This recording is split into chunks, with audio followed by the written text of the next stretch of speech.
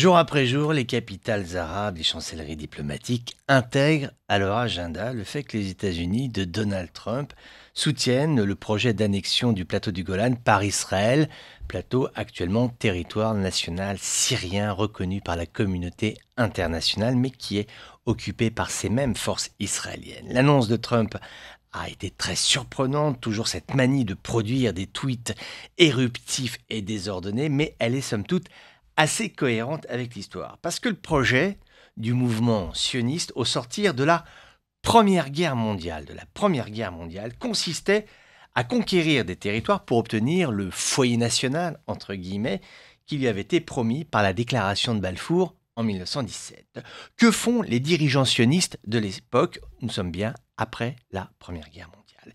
Eh bien, ils cherchent de nouveaux espaces, outre les territoires palestiniens. Leur regard se porte vers le Liban. Les Français, qui sont alors au fait de leur puissance, disent non. Puis, ils se tournent vers la Syrie. Et là, ce sont les Anglais qui disent non. Mais cette idée de conquérir une portion du territoire syrien est ancienne. D'ailleurs, la propagande israélienne, que tu peux consulter aisément, un peu comme une fable d'ailleurs, t'explique que le plateau du Golan, c'est la sécurité des approvisionnements en eau, puisqu'il domine le lac Tibériade, et puis c'est la sécurité militaire au sens premier du terme, l'hostilité de Damas à l'égard de Tel Aviv étant, ça c'est exact, un secret pour personne. Ces arguments israéliens sont valides seulement auprès de ceux qui y croient. Les autres, la communauté internationale, vont dire non. C'est comme si la France, c'est une parabole, mais décrétait que la Belgique est une province parce que les Allemands, chaque fois qu'ils nous envahissent, ils passent par là. Donc au nom de la sécurisation de la frontière nord, il faudrait que Paris aille lever le drapeau en Belgique. Ce serait même pas de l'ordre de l'imaginable. C'est une parabole, bien évidemment. Alors pourquoi cette position de Trump sur le Golan?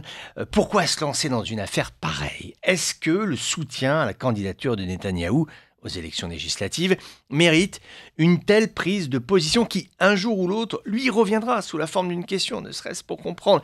Annexer le Golan, accepter que Israël annexe le Golan, cela voudrait dire repartir pour des décennies de tensions politiques et militaires au Proche-Orient, sachant que la question palestinienne n'est toujours pas réglée. Un jour, il faudra que Trump nous explique pourquoi, après les pavés dans la mare, pourquoi est-ce venu le temps des braises incandescentes qui sont jetées dans l'huile bouillante?